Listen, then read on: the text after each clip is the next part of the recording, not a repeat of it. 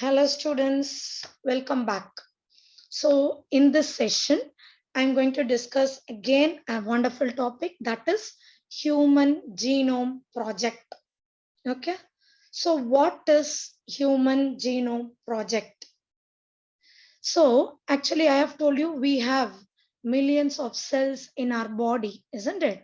So in that we are just going to take only one cell, and in this one cell, the somatic cell will be having diploid chromosomes, isn't it? 2n in number. For human being, we have 46 chromosome or 23 pair, isn't it? So in that 23 pair, we are going to just, because the 23 pair, it is going to be homologous. So we are going to see only this 23, the haploid set, where see this is our entire DNA.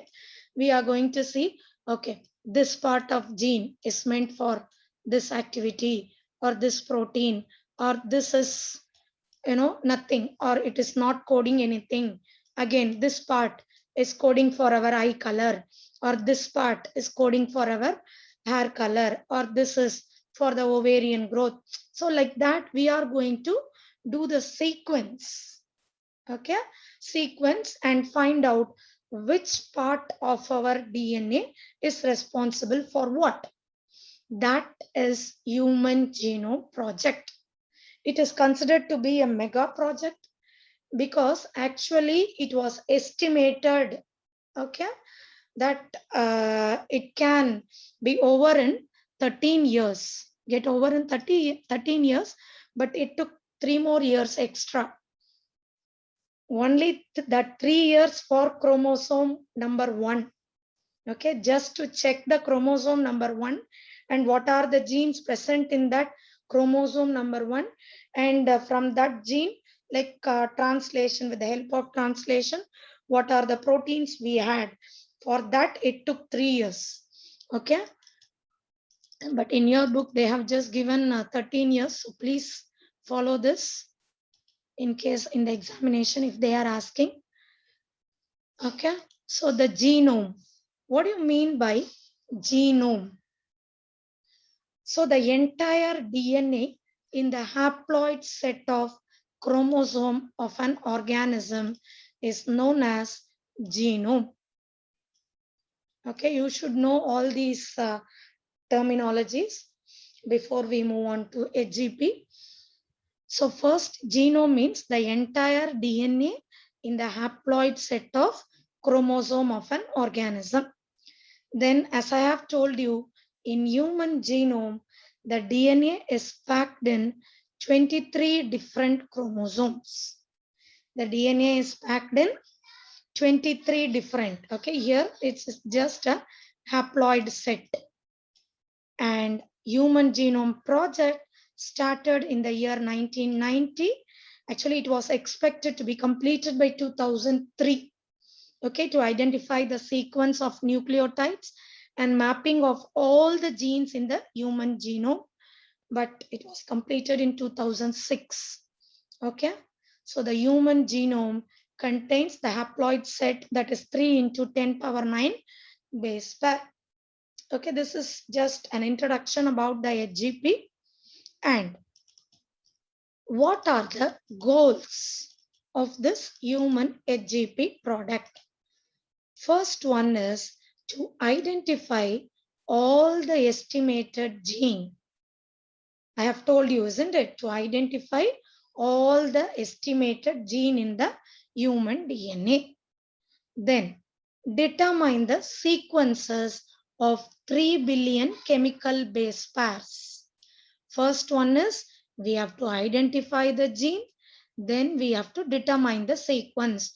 Okay, say for example, AGGCTTT, this is for insulin, or this is for ovarian growth.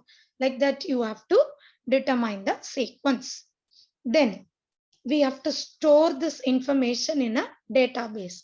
For that, we need the help of another field, that is bioinformatics. Okay, so we have to store this information in a database so that whenever it is needed, say for example, if we want to prepare an insulin, genetically engineered insulin, or artificially, if you want to create an insulin, you can just go and take the database and find out what are the bases are present in that, okay, or what are the base pairs present in the insulin, and we can create it artificially.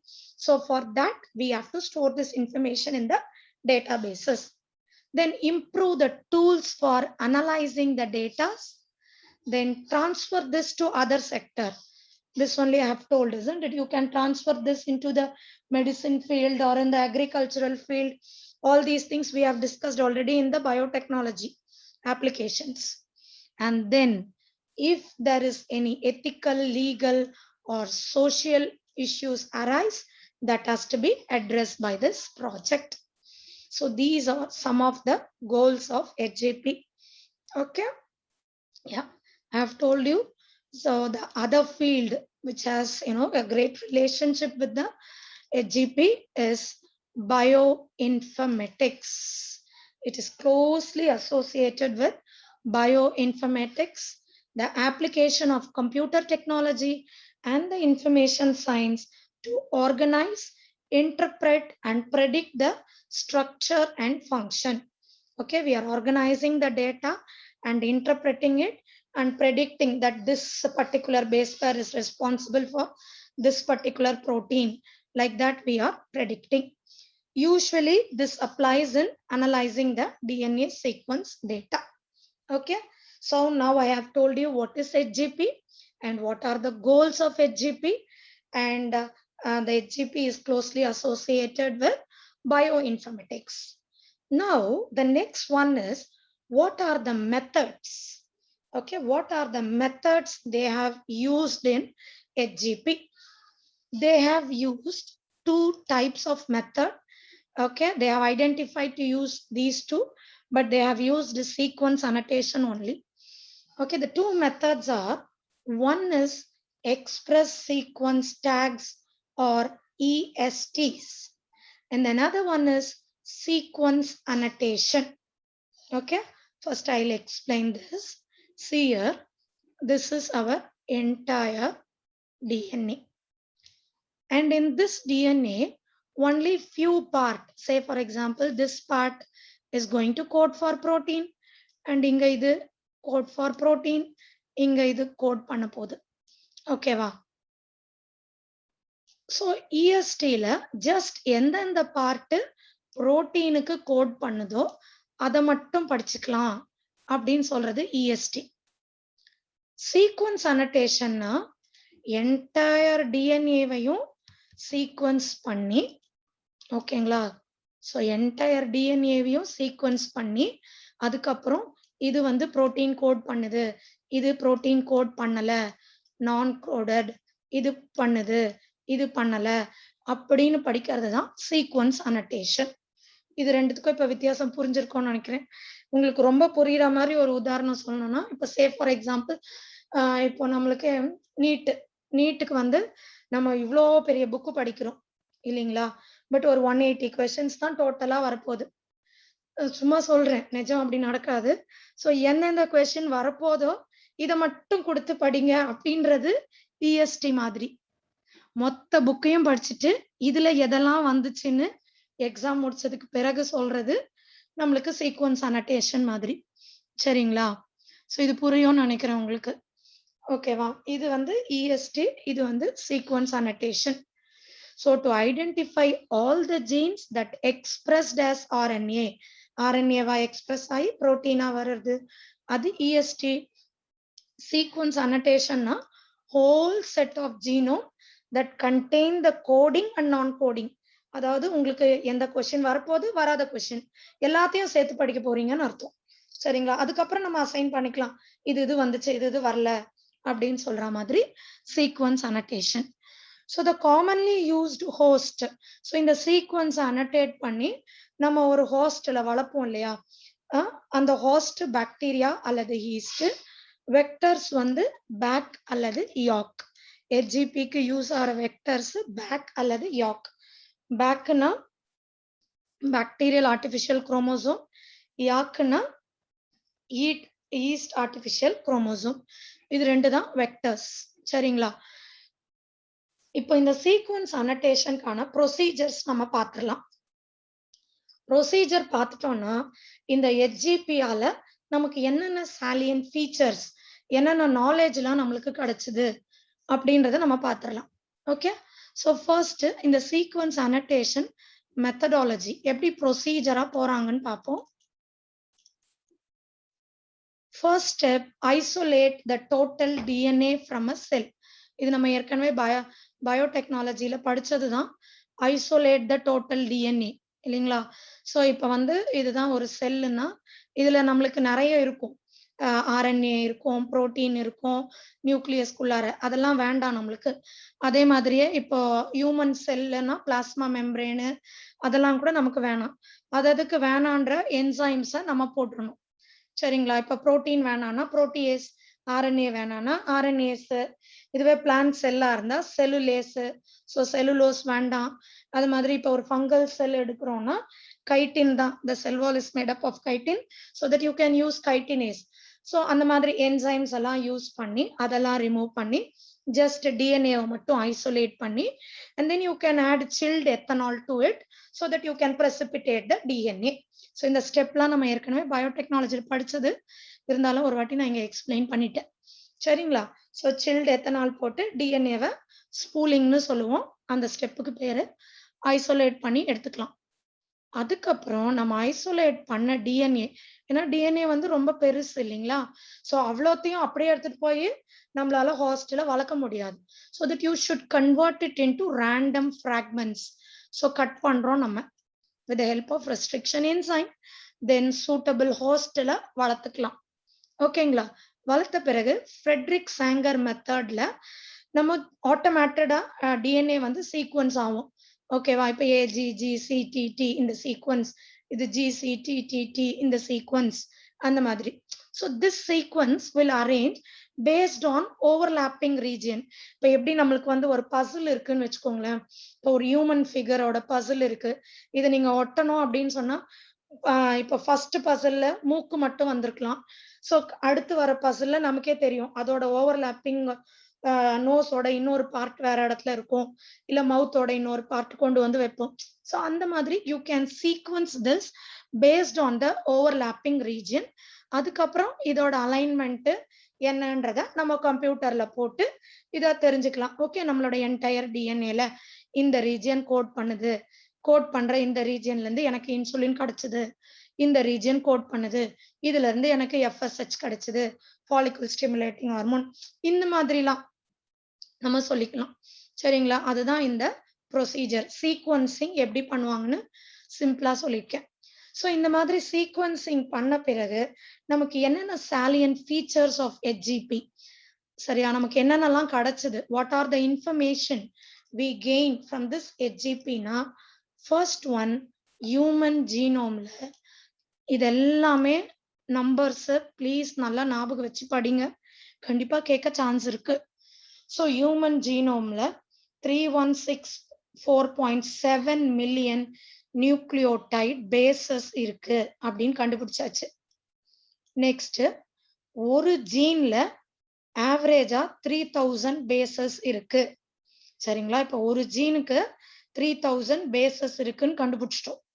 Okay, தென் இருக்கிறதுலே largest human gene என்னன்னா dystrophin gene. இது நான் ஏற்கனவே locomotion and movement நடத்துறப்பவே சொல்லியிருக்கேன். டுஷனன்ஸ் muscular dystrophy அப்படிங்கிற ஒரு condition. இந்த condition யாருக்கு வரும்? It is genetic disease. அவங்களோட குரோமோசோம்ல டிஸ்ட்ரோஃபின் ஆன் எக்ஸ் குரோமோசோம் இருக்கிறவங்களுக்கு டுஷனன்ஸ் மஸ்குலர் டிஸ்ட்ரோஃபி வரும். சரிங்களா? இதுதான் வந்து largest human gene. It contains 2.4 million bases. சரி, இப்ப அடுத்து இன்னொரு இன்ஃபர்மேஷன் என்ன தெரிஞ்சிச்சு? மொத்தமா நம்மளோட ஒரு செல்லுல டோட்டல் நம்பர் ஆஃப் ஜீன் 30,000 இருக்கலாம்னு தெரிஞ்சிச்சு. அண்ட் another thing is இதுல 99.9 ஆர் ஐடென்டிக்கல். ஸோ நம்ம எல்லாருக்குமே 99 ஐடென்டிக்கல் தான். சரிங்களா? இப்போ இன்சுலின்கான ஜீனுனா எனக்கு வேற உங்களுக்கு வேற இல்லை, எனக்கு எப்படி இருக்கோ அப்படிதான் உங்களுக்கும் இருக்க போகுது. சரியா? இதுல இந்த 0.1% தான் யூனிக். இதை வச்சுதான் நம்ம டிஎன்ஏ ஃபிங்கர் பிரிண்டிங் பேஸ் பண்ணி அலெக் ஜெஃப்ரி சொல்லியிருக்காங்க. இது அப்புறம் நம்ம பார்க்கலாம். சரியா? சோ இந்த HGPல நம்ம என்ன தெரிஞ்சுக்கிட்டோம்? 99.9 எல்லாருக்கும் சேமா இருக்க போது. 0.1% is going to be unique. Then இதுல ஒரு 50%க்கு இன்னும் ஃபங்க்ஷன் தெரியல. மேபி அது நான் கோடிங்கா இருக்கலாம். சரிங்களா? தேவையில்லாத ரீஜியன்ஸா இருக்கலாம். அதனாலதான் நம்மளுக்கு கூட டிரான்ஸ்லேட் பண்றச்ச நம்மளுக்கு டிரான்ஸ்கிரைப் பண்ணும்போது இன்ட்ரான்ஸ்லாம் வந்திருக்கு இல்லையா? ஸோ அந்த மாதிரி இருந்திருக்கலாம். ஸோ 50% வந்து இன்னும் நமக்கு தெரியவே இல்லை. ஸோ இந்த டீட்டெயில்ஸ் எல்லாம் நம்மளுக்கு HGP மூலமா கிடைச்சது. இது மட்டும் இல்லாம so the chromosome 1 has most gene. இப்போ டிஸ்ட்ரோஃபின்ங்கிறது அந்த ஜெனட்டிக் டிஸார்டர் இருக்கிறவங்களுக்கு தான் இல்லைங்களா? மற்றவங்களுக்குலாம் வந்து குரோமோசோம் நம்பர் 1 தான் பெருசு. அது எல்லாருக்கும் தெரியும்னு நினைக்கிறேன். நம்ம உடம்புல இருக்கிற இந்த குரோமோசோம்ஸை இப்படி லைனா அதோட சைஸ் வாரி நம்ம அடுக்கி வைப்போம் இல்லையா? இதுக்கு பேரு கேரியோடைப்பிங்னு சொல்லுவாங்க. ஸோ குரோமோசோம் 1, 2, 3, 4 இது மாதிரி கடைசியா வந்து 22 ஆட்டோசோம்ஸ் முடிஞ்ச பிறகு ஃபீமேலா இருந்தா XX, மேலா இருந்தா XY. சரிங்களா? ஸோ இதுல பெருசு குரோமோசோம் 1 2968, சின்னது Y chromosome it has 231 jeans. ஓகேவா? ஸோ இதுல இன்னொரு ஒரு ஆச்சரியமான விஷயம், இவ்வளோ பெரிய ஜீன்ல ஜஸ்ட் 2% தான் புரோட்டீனுக்கு கோட் பண்ணுது. மற்றதெல்லாம் நான் கோடிங் தான். ஓகேவா? இந்த நான் கோடிங்ல நிறைய வந்து repeated sequence, but this maths up a very large portion of human genome. Okay, so in the repetitive sequences that will be repeated many times, ஒருத்தருக்கு ஒரு மாதிரி. சரிங்களா? இப்போ எனக்கு ஒன்னு வந்து 10 வாட்டி ரிப்பீட் ஆகுதுன்னா உங்களுக்கு 11 டைம்ஸ் ரிப்பீட் ஆயிருக்கலாம், இன்னொருத்தருக்கு 7 டைம்ஸ் ரிப்பீட் ஆயிருக்கலாம். அந்த மாதிரி இததான் நம்ம என்ன சொல்லுவோம்னா VNTR, variable number of tandem repeats அப்படின்னு சொல்லுவோம். இந்த ரிப்பீட் ஆகிற சீக்வன்ஸ் தான் யூனிக்கா இருக்கும். சரிங்களா? they have no direct coding function, but it will shed light on the chromosome structure, the dynamics and even the evolution. So இந்த 2% தான் புரோட்டீனு கோட் பண்ண போகுது. மிச்சதெல்லாம் பார்த்தீங்கன்னா நம்மளுக்கு ரிப்பீட்டட் சீக்வன்சஸ், பட் இந்த repeated sequence is very very essential to know more about the chromosome structure, the dynamics and the evolution. Okay, இப்போ இதுலயும் இன்னும் ஒண்ணு என்ன தெரிஞ்சிருக்கோம்னா about 1.4 million location where single base DNA differences, SNPs ன்னு சொல்லுவோம், single nucleotide polymorphism. மார்பிசம்னா shape, பாலினா many. சரிங்களா? ஷேப் அல்லது ஸ்ட்ரக்சர். இப்போ சே ஃபார் எக்ஸாம்பிள், இப்போ எனக்கு வந்து இப்படி இருக்கு, AAA TT GCT இருக்கு. சும்மா இந்த சின்ன சீக்வன்ஸ் போதும். இப்போ இன்னொரு இண்டிவிஜுவலுக்கு AAAA, அதே மாதிரி TTT GCT, கடைசி Tக்கு பதில் A இருக்கலாம். இதுதான் SNPs, சிங்கிள் நியூக்ளியோடைட் பாலிமார்பிசம். இது மாதிரியே ஒரு 1.4 மில்லியன் லொகேஷன்ல இருக்கு. இப்போ இன்னொருத்தருக்கு பாத்தீங்கன்னா இங்க A இங்க G வந்துட்டு அதுக்கப்புறம் எல்லாமே சேமா இருக்கலாம். சரியா? இதுதான் நம்ம SNPsன்னு சொல்லுவோம். So these are some of the salient features of HGP, that is Human Genome Project. ஓகேவா? இப்ப லாஸ்டா இந்த HGPயால என்னென்ன அப்ளிகேஷன்ஸ் பார்த்தோம்னா இது முடிஞ்சிடுச்சு. First, to diagnose a disease and we can treat that disease. So இப்போதானே நம்ம சொன்னோம் இந்த சீக்வன்ஸ்ல இருக்கு. ஓகேவா? இப்ப நார்மலா இருக்கிற ஆளுக்கு இந்த சீக்வன்ஸ்ல இருக்கு. Say for example adenosine deaminase gene, அந்த ஜீன் இந்த சீக்வன்ஸ்ல இருக்கு. பட் அந்த ஜெனட்டிக் டிஸார்டர் இருக்கிறவங்களுக்கு இந்த சீக்வன்ஸ்ல இல்ல. அப்ப இவங்களுக்கு ADA டெஃபிஷியன்சி இருக்கு. இன்கேஸ் எம்பிரியோலயே நம்ம இதை கண்டுபிடிச்சிட்டோம் அப்படின்னு சொன்னா அவங்களுக்கு அப்பயே அந்த ஜீனை கரெக்ட் பண்ணிடலாம். அதுதான் ஜீன் தெரப்பி. சரியா? To diagnose a disease and we can treat the disease. இது ஒண்ணு. ஓகே, இன்னொன்னு பாத்தீங்கன்னா இப்போ ரீகாம்பினன்ட் DNA டெக்னாலஜில நம்ம இன்சுலின் இப்போ சரி பண்ணணும், ஜெனட்டிக்கலி இன்ஜினியர்ட் இன்சுலின் ரெடி பண்ணணும். நமக்கு ஆல்ரெடி தெரியும் ஒரு இன்சுலின் வேணும்னா ஏ செயின் வேணும், பி செயின் வேணும். ஸோ ஏ செயினுக்கு அந்த ஏ ஜீனு, சரியா, ஏ ஜீனு, அதே மாதிரியே பி செயினுக்கு பி ஜீனு, சரியா. ஸோ இதுக்கு இங்கெல்லாம் என்னென்ன சீக்வன்ஸ் இருக்கு அப்படின்னு நம்ம இப்போ கண்டுபிடிச்சிட்டோம் இந்த ஹெச்ஜிபி மூலமா. ஸோ இதையும் நம்ம ஆர்டிஃபிஷியலா கிரியேட் பண்ணி நம்ம என்ன பண்ணிடலாம்னா பாக்டீரியால வளர்த்து அதுல இருந்து நம்மளோட ப்ராடக்டான இன்சுலினை எடுத்துக்கலாம். And finally we can use this knowledge in biotechnology. இதுவும் வந்து ஹியூமனுக்கு யூஸ் ஆகுற மாதிரியான ஒரு அப்ளிகேஷன். அதாவது இப்ப ஹெச்ஜிபி மூலமா நம்மளுக்கு தெரிஞ்சிருச்சு, சரியா, ஹியூமனுக்கு வந்து பெஸ்ட் இல்லாத பிளான்ட் வேணும் அப்படின்னு. இதையும் நம்ம சீக்வன்ஸ் பண்ணி டிரான்ஸ்ஜெனிக் பிளான்ஸ் தயார் பண்ணிக்கலாம். பிடி காட்டன், பேசிலஸ் துரிஞ்சியன்சிஸ் காட்டன், இப்ப நான் சொன்ன மாதிரி மெடிசன்ஸ், இந்த மாதிரிலாம் நம்ம யூஸ் பண்ணிக்கலாம், சரிங்களா. ஸோ இதுதான் அப்ளிகேஷன்ஸ் ஆஃப் ஹெச்ஜிபி. ஸோ எப்பவுமே நீங்க ஹெச்ஜிபி படிக்கிறீங்கன்னா நான் சொன்ன இந்த ஆர்டர்ல படிச்சிட்டீங்கன்னா ரொம்ப ஈஸியா இருக்கும். ஃபர்ஸ்ட் ஒரு சின்ன இன்ட்ரோ, தென் வந்து ஹெச்ஜிபியோட கோல்ஸ் என்னென்ன, சரிங்களா, HGP with bioinformatics, and then what are the two methodologies. One is EST, express sequence tag, and another one is sequence annotation. அதுக்கப்புறம் sequence annotation என்ன ப்ரொசீஜர்ல பண்ணோம், அந்த ஸ்டெப்ஸ், அதுக்கப்புறம் லாஸ்டா salient features. இது எல்லாமே கொஞ்சம் நீங்க ஞாபகம் வச்சுக்கணும். salient feature and then applications of HGP.